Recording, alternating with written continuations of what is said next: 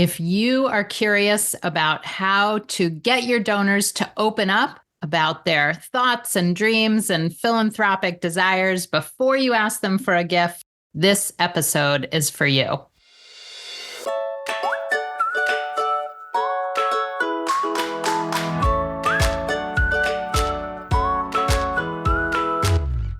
Welcome to All About Capital Campaigns, a podcast that provides fuel for your nonprofit's growth. Each week, Andrea Kilstedt and Amy Eisenstein, co-founders of Capital Campaign Pro, provide practical tips about raising more money for your nonprofit organization. Here are your hosts, Amy and Andrea.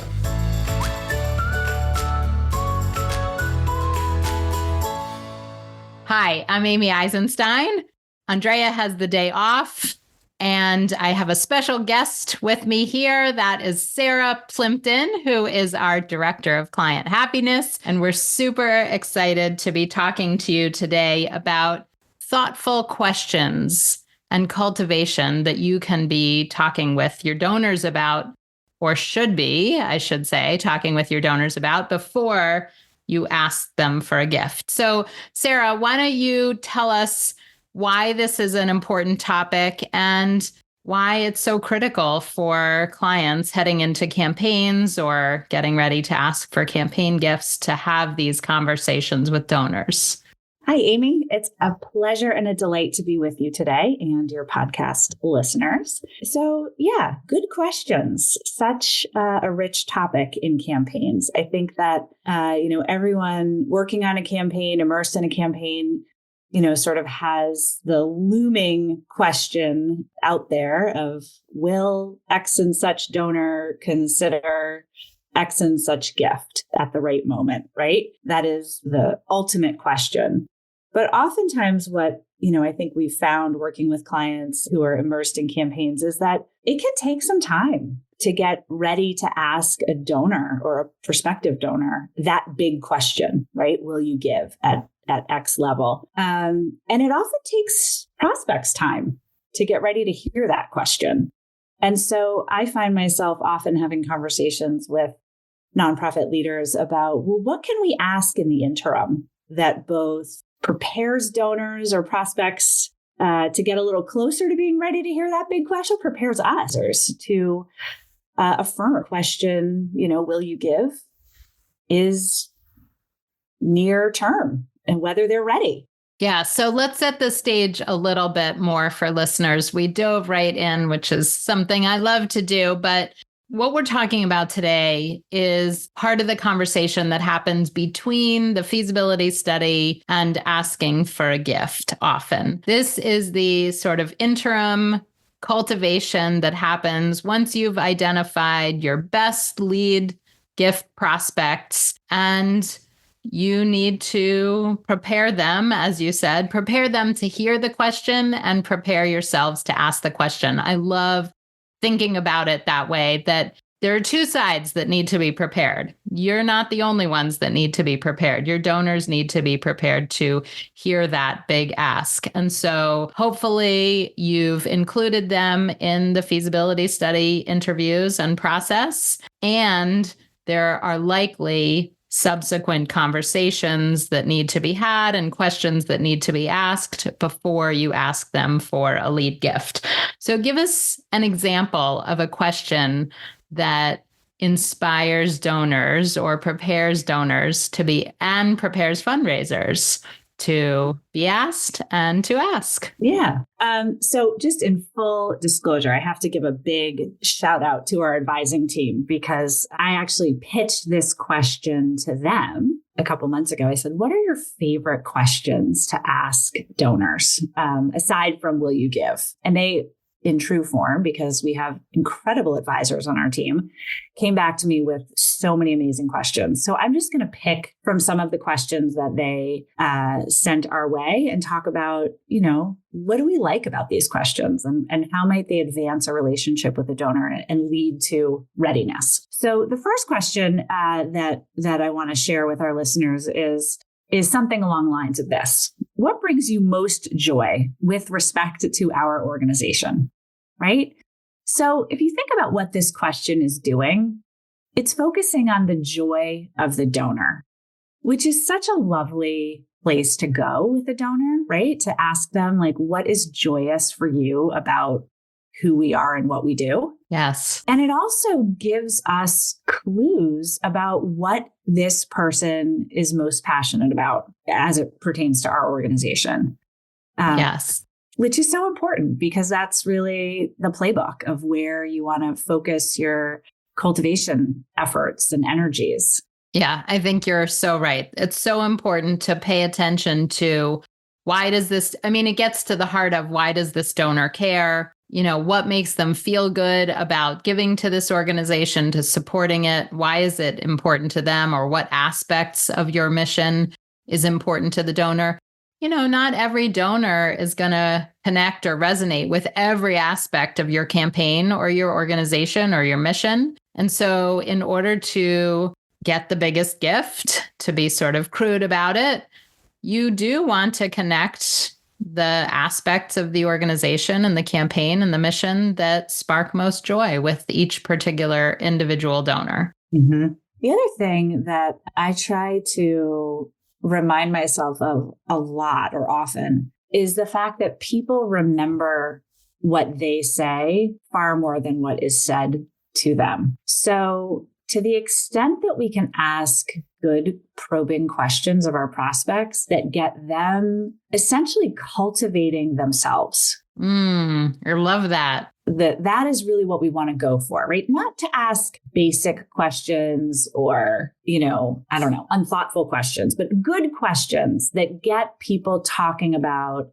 their own reflections. You don't have to guess, right? Let people tell you what they're joyous about. And the fact that they have an opportunity to talk about it is deepening the joy and is deepening their sense of self as it connects to that joy. Yes, I love that. What's another question that fundraisers might ask prospective donors? Yeah, so another one that came forth when I posed this question to our advisors that I loved was, if you had a magic wand, what would you wish most for our organization? Or, a sort of a variant of that would be something like, what would you hope that we might look like or be doing 10 years from now? Right. What's the impact we might be having? What might we accomplish over the next 10 years? Yeah. If you could, wish anything, right? If you were the magician. Yeah. And love it. What I think is so magical about that question is it invites people to dream with us for a moment. And first of all, who doesn't like doing that? Sort of stepping back and thinking big picture about a societal issue that your organization might be tapping into or trying to affect change for. But it also allows you as a fundraiser to see, what do they hope for us, right? What is the scale of their aspiration for us? Like, what impact do they think would be really exciting if we could reach? If their aspirations align with what we are in fact doing or hoping to do, it's a beautiful segue into a conversation around, what you are working on right now and why it's so impactful. Right. So let me push back for a minute or play devil's advocate. And I think that one of the reasons that a lot of fundraisers are hesitant to ask a question like this, that kind of could go off in a lot of different directions, is, what if there's not alignment? Or what if they want to do something or have something happen that isn't part of the plan? So is there any context that's set up or boundaries that you would put on this question, or have you talked about the scope of your campaign first so that there's guardrails to this conversation? Or are you really letting them sky's the limit kind of conversation here? What do you think? I mean, first of all, that's such a great question and such an interesting question. I think that trust donors to be partners in the work. And, the question is really not about what do you want for us 10 years from now, because we're going to go out and create that reality verbatim, right? Of course, there are going to be differences. Of course, there are going to be, things that aren't possible or things that, if the donor isn't immersed in the program side or in the, nuance of the work, maybe can't happen. But I think that that's all more of an opportunity and more of an invitation to explore like what is possible and how there are different views maybe between, let's say you're the director of development asking this question and, a top potential donor answering the question. I think if the top potential donor, offers something a little wacky or a little out there, sure, that can be a little bit unsettling and destabilizing in the moment. But I would just say like deep breath, trust that when you ask people for their feedback and their authentic feedback, what you're cultivating there is a relationship, which is a back and forth, which is a partnership. And trust that there is a way for you to, I think, use their response to say something like, my gosh, that's so fascinating that that's where your mind goes. Here's where my mind goes, or here's where we're heading. And what do you make of that? Yes. There's nothing wrong with that, of having a different take on the future. I love it. And also saying, I need to really think about that because we never thought about that before. And let me circle back. And that's an opportunity for another conversation. Absolutely. You've just hit something that I think is so important that can also be so hard. The power of saying, I need time to process that, or I don't know. Let me get back to you with more information. Right. That's perfectly fine to say. Yes. I think people are afraid to say that. They think they have to have all the answers and that they have to know everything. And having donors in this almost exploratory phase is super helpful. Mm-hmm. Super helpful. All right. Excellent. Let's move on to another question, because there are so many good ones. And I think that one of the things that we're trying to do here today for listeners is give you choices and options and open up your thought process in terms of how to have these conversations with donors. There's no one size fits all question, and there's no right or wrong question. And you might take the questions that we present today and make a hybrid question and make them your own, and you should, and customize them for each donor and the relationship that you have with that donor. So let's spit out a few more. What's another question that listeners might ask of their donors while cultivating? Okay. Before I give you the next question, I just want to emphasize, I couldn't agree more with what you just said, that this is not meant to be prescriptive. In fact, in our online toolkit, which clients have full access to, as you know, Amy, we have a list, I think it's like 4 or 5 pages long, of different types of open-ended questions that you can ask prospects and donors. Now, the intention of this list is not to have anyone take it and ask a donor or a prospect every single question on this list, right? That would 4 to 5, hundreds, 100 questions. Your donors would run away. Don't ever do that. But the point of it is to say the sky is the limit on good, thoughtful, probing, relational questions that you can ask donors. Use this as a brainstorming tool. So that list in our toolkit is there for our clients. And this discussion is meant to prompt thinking in this regard. All right. So thank you for bringing that up. So I just want to let listeners know who are thinking, oh my gosh, we're not clients. How do we get access to that list? So I encourage you to visit capitalcampaignpro.com. And we have a do-it-yourself support system, which includes our online toolkit, which is all the resources. So if you want access to that list today, we have tons of free resources on the website. That particular list that Sarah just referenced is for clients only. It's behind a paywall, but you can get access through our do-it-yourself support system, which is meant to be our most affordable option for organizations running campaigns. So go check it out. All right. Next question, Sarah. Next question. All right.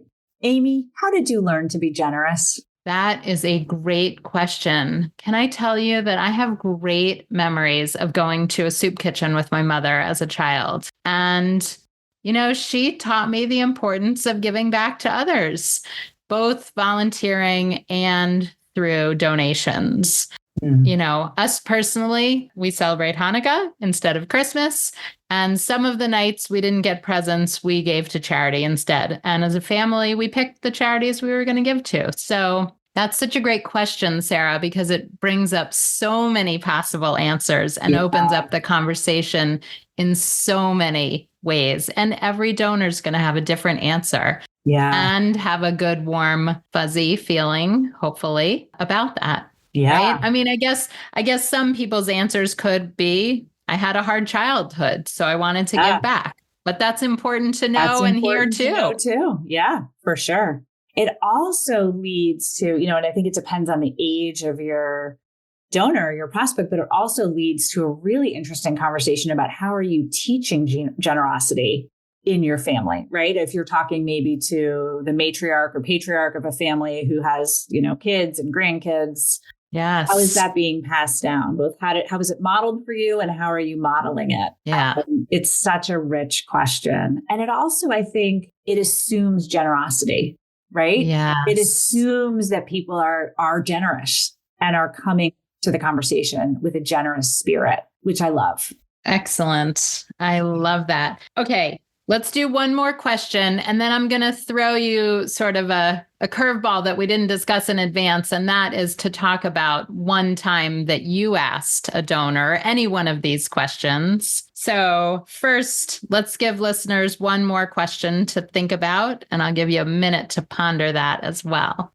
Sure. So this is sort of a feasibility study question, but as our clients know, I'm a firm believer that you can use the methodology of a feasibility study all the time. You should always be asking donors great questions. I mean, here we are having this conversation about good questions. But one of the questions that I think is important to ask donors, regardless of whether you're in a feasibility study or not, is where do we fit among your giving priorities? Right? I'm curious, Amy, where does XYZ organization fit among all the places that you sit down and decide we're going to give every year to these places? Where do we fit?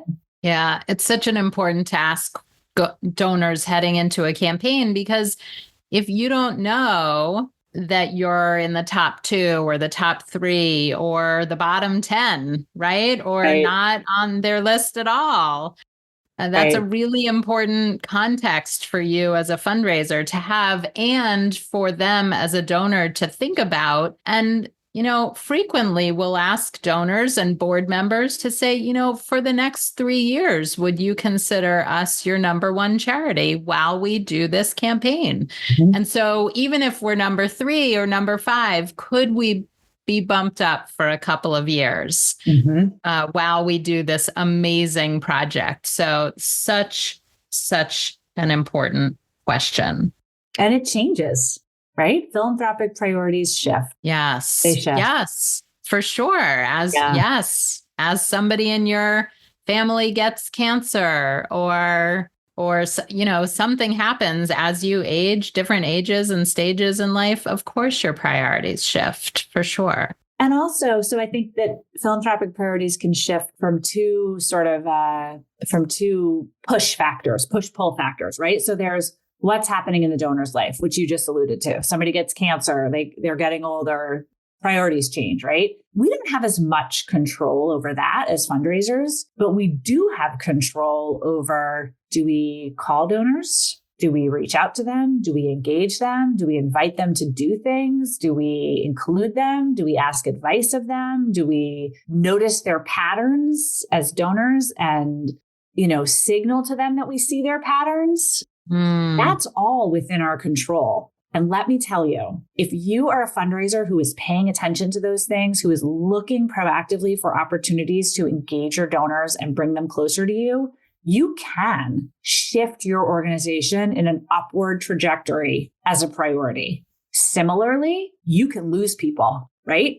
Like your people who were once saying, yes, this organization is my highest priority or one of my highest priorities, that relationship can atrophy if you don't tend to it. For sure. All right, let me circle back. Can you think of a time or share a story of a time that you asked a donor one of these questions and, were either surprised by their answer or moved by their answer or learned something? How did one of these answers help you move the relationship to really ask for a much more thoughtful and generous gift for a campaign you've worked on? Yeah. So I can give you two scenarios. One of them sort of answers your question. And then the other scenario is like a little different. So it's a curveball back at you, Amy. Okay. Great. Let's do it.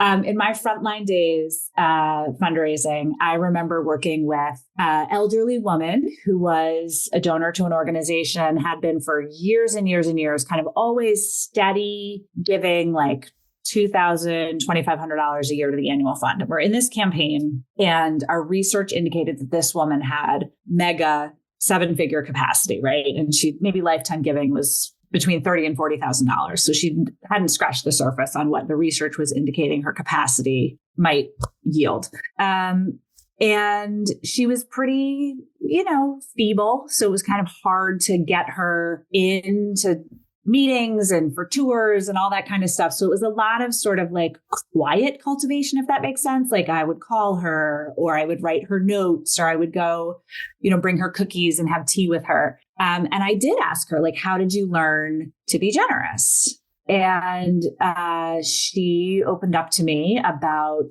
her parents who had been, this was early 1900s. Her parents were doing their thing, in that sort of the height of their lives. And they had really carefully, sort of cultivated generosity, much the way that your mother did with Hanukkah and soup kitchen and all that kind of stuff. But it was fascinating because she talked about how in response to that, her brother had completely shunned giving and had taken his inheritance and had sort of like sat on it and become very kind of miserly. And that force had actually empowered her to be even more generous. And she shared with me, like, I want to give away all of my inheritance. And I actually, working with my kids to make that happen. And, they know they're not getting any inheritance. And so it opened up a conversation that, I had been thinking, maybe we'll get to a 7-figure place with this one because the research indicates that. We ended up securing a multi-7-figure commitment from her that included estate, giving, capital, and endowment. And maybe we would have gotten there anyway, but it was sort of fast tracked because I had this wonderful insight into her motivation around. I love that. It's a great example. Yeah, good.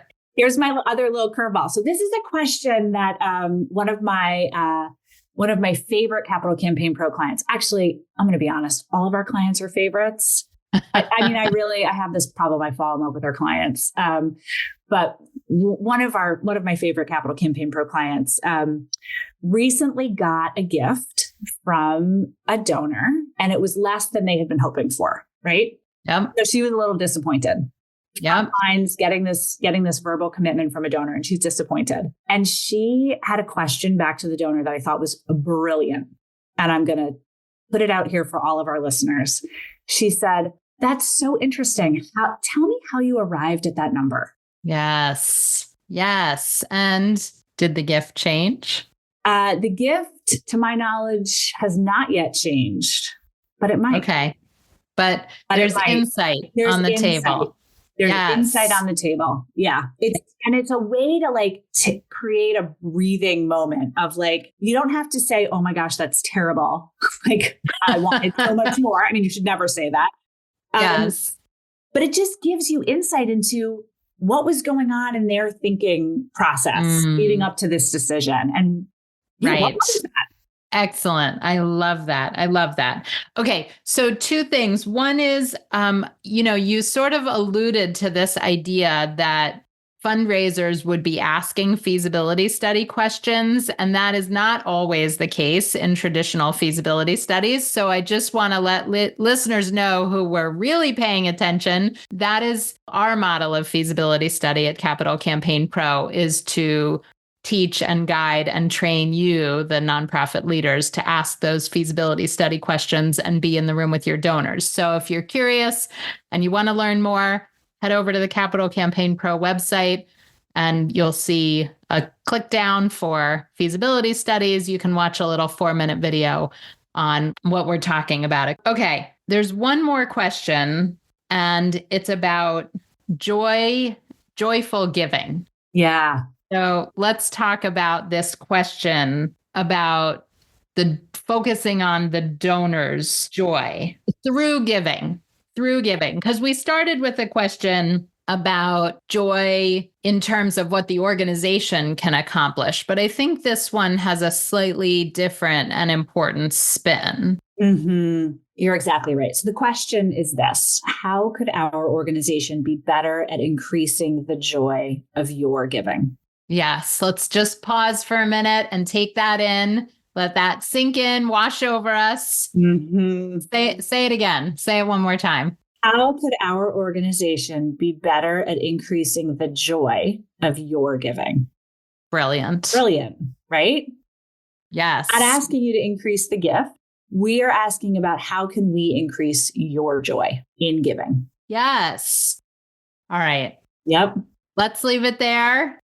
Thank you so much for joining me, Sarah. It's always a pleasure talking to you about these brilliant campaign topics and really being so thoughtful and strategic in terms of our fundraising and communicating with donors. So thank you so much for being a guest, and thanks, listeners, for tuning in today, and we'll see you next time.